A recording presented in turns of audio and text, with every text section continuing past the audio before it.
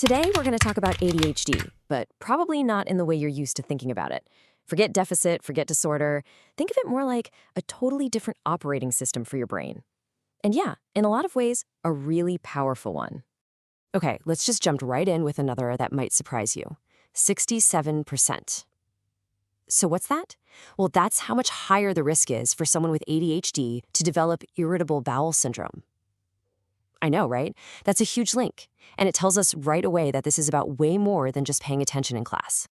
And that's a perfect lead-in to our first big idea here, the body connection. Because this isn't just in your head. ADHD is a full-body thing, and it all starts with how the nervous system is wired up. So at the core of all this is something called nervous system dysregulation.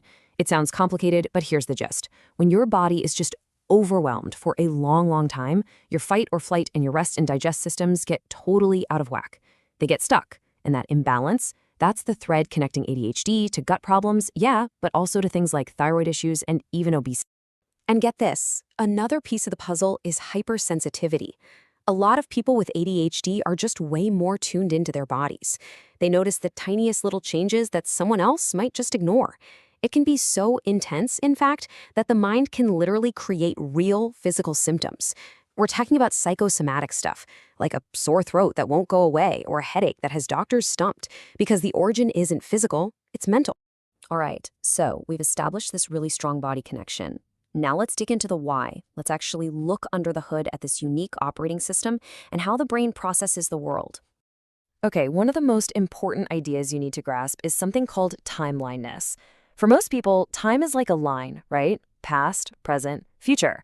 But for the ADHD brain, it's not like that at all. There are really only two times, now and not now. That's it. This is exactly why that huge deadline you have on Friday doesn't feel real at all until suddenly it's Thursday night and panic sets in. This little comparison here really nails it. The neurotypical brain sees time as a connected line, but the ADHD brain, it's more like an intense dot. It's all about the present moment. And because of that, future consequences or lessons from the past, they just don't feel as heavy or as real. Which leads to this quote, which is just perfect. When that piece of cake is sitting right in front of you, that's now. The feeling of eating it, the taste, it's all immediate. The thought of, oh, this might mess with my diet goals, that lives in not now land. So guess what wins? The cake. In that moment, it's pretty much the only thing that matters. And this all ties directly into the brain's impulse control.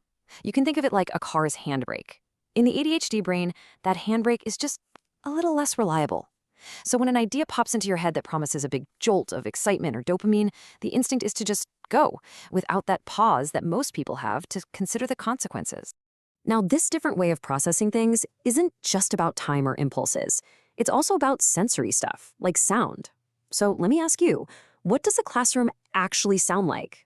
Well, for a neurotypical brain, it's pretty easy to tune out all the extra noise, the kid tapping a pen, the hum of the lights, people talking in the hall. You can focus on the teacher's voice. But for the ADHD brain, unless it's locked in on something super interesting, what we call hyperfocus, all of those sounds can come crashing in at the exact same volume. It's just a wall of noise, and it's totally overwhelming. All of this brings us to a huge question, one you hear all the time now. Why does it seem like all of a sudden everyone has ADHD? Well, the short answer is, it's not new. This isn't some modern phenomenon. This way of thinking, this operating system, has been around for as long as humans have been around. So what's really going on? We're seeing the result of correcting decades of misdiagnosis and just plain misunderstanding. It's not an explosion of a new condition, it's an explosion of awareness. And this has been especially true for women. For years, a woman might go to a doctor and get diagnosed with anxiety or depression. The meds don't really work, so then maybe she gets a label like borderline personality disorder. It's this long, frustrating journey. But now, with a better understanding, so many are finally getting the right diagnosis, ADHD. And it's like a light bulb goes on that explains their whole life. But let's push this even further. What if we've been looking at this all wrong? What if this brain type isn't a disorder at all? What if it's actually been an evolutionary advantage, a critical part of how our species survived and thrived?